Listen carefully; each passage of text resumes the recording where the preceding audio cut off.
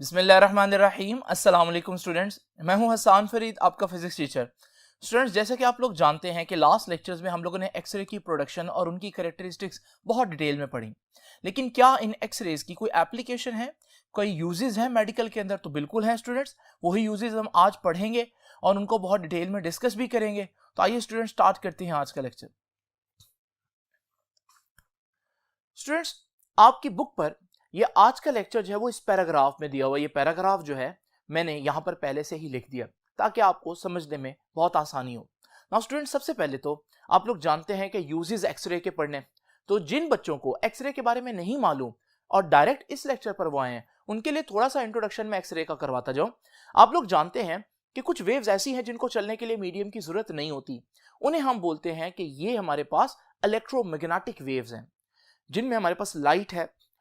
याद रखिएगा, electromagnetic spectrum के टोटल 7 फैमिलीज हैं, जो कि आप लोग जानते हैं। इन्हें हम इलेक्ट्रोमैग्नेटिक स्पेक्ट्रम के नाम से जानते हैं। इस स्पेक्ट्रम में स्टूडेंट्स याद रखिएगा, सबसे ऊपर हमारे पास गैमा रेज होती हैं, फिर उनसे नीचे एक्स रेज होती हैं, फिर उनसे नीचे हमारे पास अल्ट्रावायलेट होती हैं, फिर विजिबल रेज होती हैं। आप जानते हैं ये विजिबल वो रेज हैं जिनके जरिए हम देख सकते हैं। इनमें मजीद 7 कलर्स आप लोग जानते हैं, बड़े मशहूर हैं: violet, indigo, blue, green, yellow, orange and red. तो ये हो गया विजिबल स्पेक्ट्रम। फिर विजिबल से नीचे हमारे पास इंफ्रारेड होता है और माइक्रोवेव्स होती हैं और रेडियो वेव्स होती हैं। ये पूरी फैमिली है इलेक्ट्रोमैग्नेटिक स्पेक्ट्रम। इनको चलने के लिए मीडियम की जरूरत नहीं होती। आप लोग जानते हैं सबसे इंपॉर्टेंट हमारे लिए क्या है? डेली लाइफ में हमारे लिए सबसे इंपॉर्टेंट विजिबल है। क्यों? क्योंकि इन विजिबल रेस से हम दुनिया जहान की चीजें देखते हैं। जितना कुछ हमें नजर आता है इर्द गिर्द, वो सारी इनविजिबल वेव्स की वजह से ही है, क्योंकि हमारी आंखों में यही सेंसेशन प्रोड्यूस कर सकती है, हमें यही न दिख सकती हैं। लेकिन स्टूडेंट्स, आज का हमारा आर्टिकल किसके बारे में है? एक्स रेज के बारे में है। और आप देख रहे हैं कि एक्स रे विजिबल से ऊपर है। तो फिर एक्स रे और विजिबल में किस बात का फर्क होगा? याद रखिएगा, इन सारी वेव्स में असल फर्क वेवलेंथ का है। जितना आप ऊपर जाते रहेंगे, आप देखेंगे इस स्पेक्ट्रम में जितना ऊपर जाएंगे वेवलेंथ छोटी होती जाएगी। इसका मतलब यह हुआ कि विजिबल के मुकाबले में अगर हम एक्स रेज को देखें तो फिर एक्स रेज की वेवलेंथ छोटी होगी, जिसका मतलब है इनकी एनर्जी बहुत ज्यादा होगी। अब स्टूडेंट्स याद रखिएगा, हम एक्स रे को विजिबल पर क्यों प्रेफर करेंगे आज के आर्टिकल में, यह जानना बहुत जरूरी है। याद रखिएगा, हमारे पास एक्सरे की वेवलेंथ छोटी है, तो क्योंकि इसकी एनर्जी ज्यादा होगी तो ये पेनिट्रेट कर सकती है मटेरियल्स के अंदर तक। आम विजिबल रेज क्या करती हैं? विजिबल रेज किसी सरफेस के ऊपर से ही रिफ्लेक्ट होकर वापस आ जाती हैं, तो आपको उस ऑब्जेक्ट की सिर्फ सरफेस के बारे में इंफॉर्मेशन देती हैं। लेकिन इस ऑब्जेक्ट का अंदर का स्ट्रक्चर कैसा होगा ये विजिबल नहीं बता सकता। लेकिन इमेजिन करें अगर एक्स रेज हो, तो आप जानते हैं एक्स रेज की एनर्जी ज्यादा है, तो they can penetrate into that object. और फिर जब ये टकराकर अंदर से टकराकर वापस आएंगी तो ये आपको अंदर की इंफॉर्मेशन देगी, इंटीरियर बता सकती है किसी भी चीज का। तो पहली बात आज सबसे पहले यही अंडरस्टैंड करनी है कि विजिबल के मुकाबले में एक्सरे को क्या खास कैरेक्टरिस्टिक हासिल है जिसकी वजह से हम उसको यूज करेंगे उन जगहों पर जहां विजिबल यूज नहीं कर सकते। तो वो कैरेक्टरिस्टिक ये है कि एक्सरेज मटेरियल के अंदर पेनिट्रेट कर सकते हैं। यहीं से आज का आर्टिकल स्टार्ट हो रहा है। X-rays have many practical applications in medicine and industry. Why? Because X-rays can penetrate. X-rays penetrate कर सकती हैं several centimetres into a solid matter. Solid के अंदर भी जा सकती है। उससे क्या होगा? So they can be used to visualise the interior. तो किसी चीज के अंदर देखने के लिए, विजुअलाइज करने के लिए किसी भी ओपेक ऑब्जेक्ट। ओपेक ऑब्जेक्ट क्या होता है? जिसमें लाइट नहीं जा सकती, आम लाइट। जैसे पानी जो है ना, वो ओपेक ऑब्जेक्ट नहीं है। पानी जो है उसके अंदर आप विजिबल लाइट से भी देख सकते हैं, आपको डेप्थ तक नजर आ रही होती है। इसका मतलब वाटर की यहां बात नहीं हो रही, उन चीजों की बात हो रही जिनके अंदर नहीं देखा जा सकता, उन्हें बोलते हैं ओपेक ऑब्जेक्ट। जैसे ये मेरे पास एक ऑब्जेक्ट है, इसके अंदर का स्ट्रक्चर मैं नहीं देख सकता, ये ओपेक ऑब्जेक्ट है। तो ओपेक ऑब्जेक्ट्स के अंदर का स्ट्रक्चर देखने के लिए हम क्या यूज करते हैं? एक्सरेज यूज कर सकते हैं। तो जब आप अंदर का स्ट्रक्चर देख सकते हैं तो फिर आप ये भी देख सकेंगे कोई बोन फ्रैक्चर तो नहीं है, क्योंकि बोन जो है वो भी जिस्म के अंदर है, तो आमतौर पर तो नहीं दिख सकती बोन। तो फिर एक्सरेज जो है वो आपको जरूर इंटरनल स्ट्रक्चर बता सकती है। तो डेफिनेटली वो बोन्स के बारे में भी बता सकेंगी कि कहीं बोन फ्रैक्चर तो नहीं है, टूट तो नहीं है। और इसी तरह से अगर कहीं स्टील के स्ट्रक्चर में कोई डिफेक्ट है तो फिर वो भी हम इससे एक्सरे से देख सकते हैं। ये तो हो गया स्टूडेंट थोड़ा सा तज़किरा इस बात का कि एक्सरेज क्यों बेटर हैं, क्यों हम प्रेफर करते हैं उनको, क्योंकि वो किसी भी सॉलिड ओपेक ऑब्जेक्ट के अंदर तक जा सकती हैं, यानी कि वो पेनिट्रेट कर सकती हैं सॉलिड ऑब्जेक्ट में। स्टूडेंट्स अब हम देखना चाहते हैं किसी भी बोन को कि वो फ्रैक्चर तो नहीं है, तो इसके लिए हम आम जिंदगी में एक्सरे करवाते हैं और आपकी एक्सरे रिपोर्ट कुछ इस तरह से आती है। ये आपका एक्सरे एक्चुअली में कैसे डेवलप होता है ये हम जानेंगे आज के लेक्चर में। तो स्टूडेंट्स जरा तवज्जो कीजिए, अगर आपने खुद एक्सरे करवाया हो या किसी का एक्सरे होते हुए देखा हो तो आपने देखा होगा कि ये इस तरह की एक मशीन होती है जिसके सामने पेशेंट जो है वो लेट जाता है। याद रखिएगा ये मशीन है एक्सरे मशीन। इस मशीन की खास बात क्या है कि ये मशीन जो है वो बड़ी हाई एनर्जी एक्सरेज प्रोड्यूस कर सकती हैं। अब दूसरी बात याद रखिएगा कि इस एक्सरे मशीन के निचले पार्ट में एक शख्स एक फिल्म लाकर रख देता है जिसे हम कहते हैं फोटोग्राफिक फिल्म। ये फोटोग्राफिक फिल्म जो है वो देखने में बिल्कुल ट्रांसपेरेंसी होती है, तो वो फिल्म जो है वो यहां पर रख देगा।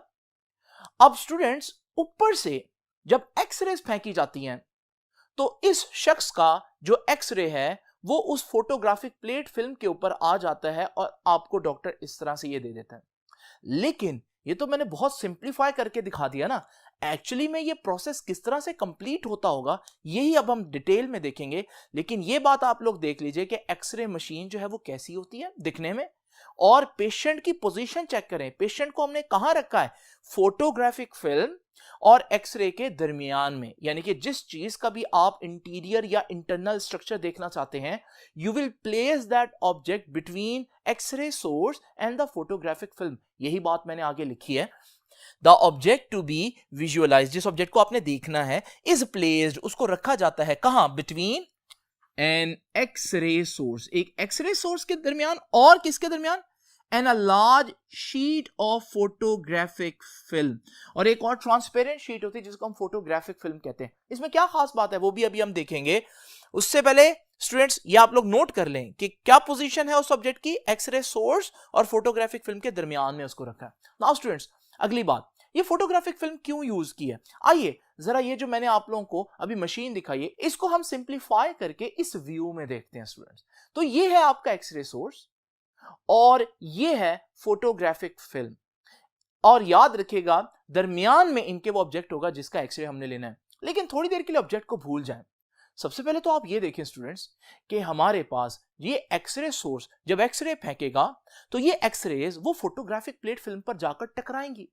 खास बात यह है कि ये वहां पर टकरा कर उस फिल्म को डार्क करती रहेंगी और वो फिल्म जहां जहां एक्सरे टकराएगी वहां डार्क हो जाएगी। ना सिर्फ वो डार्क होगी बल्कि जहां एक्सरे की अमाउंट ज्यादा टकराएगी वहां वो ज्यादा डार्क होगी, और जहां एक्सरे की अमाउंट कम टकराएगी वहां वो फिल्म लेस डार्क होगी, कम डार्क होगी। तो स्टूडेंट्स ये भी इंपॉर्टेंट बात है कि फोटोग्राफिक फिल्म असल में हमने क्यों रखी, क्योंकि वो एक्सरे के लिहाज से सेंसिटिव है। क्या मतलब इस बात का कि एक्सरे जब उस पर पड़ती है तो वो ब्लैक हो जाती है, जिससे हमें पता चल जाएगा कि कहां एक्सरे टकराई है फोटोग्राफिक प्लेट फिल्म पर और कहां एक्सरे फोटोग्राफिक प्लेट फिल्म तक नहीं पहुंच पाए।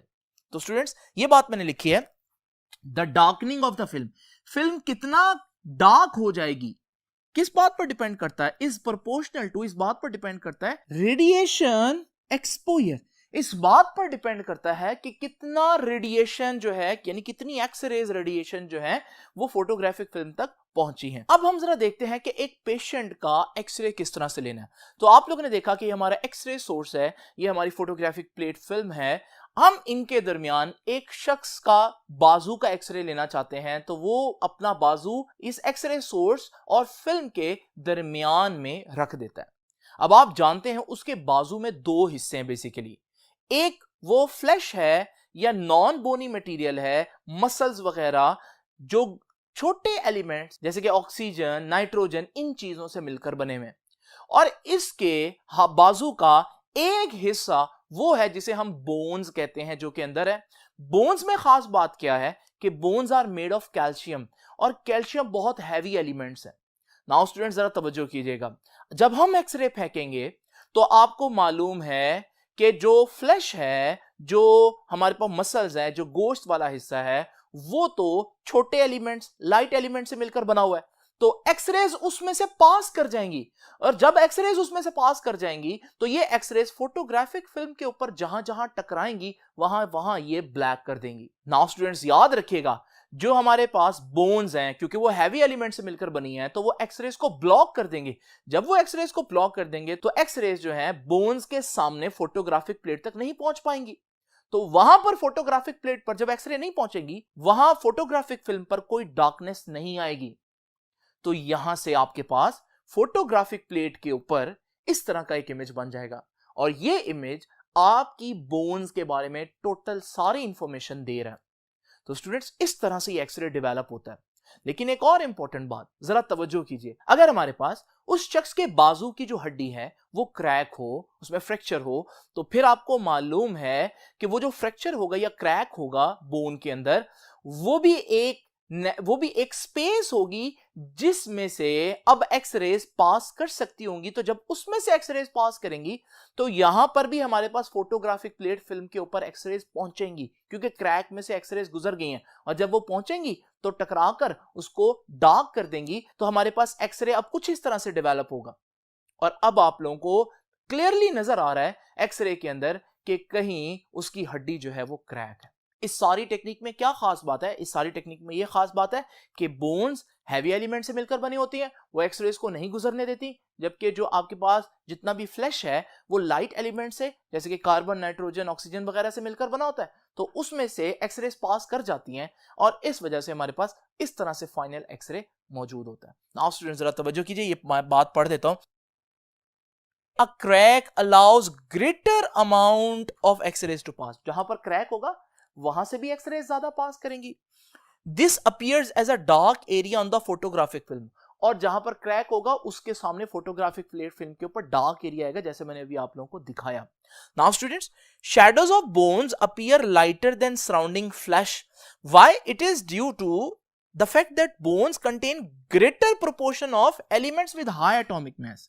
याद रखिएगा बोन्स के अंदर कौन से एलिमेंट ज्यादा है जिनका एटॉमिक नंबर ज्यादा है या एटॉमिक मास ज्यादा है। So they absorb greater number of X-rays, तो वो बहुत सी एक्सरेज एब्जॉर्ब कर लेंगे।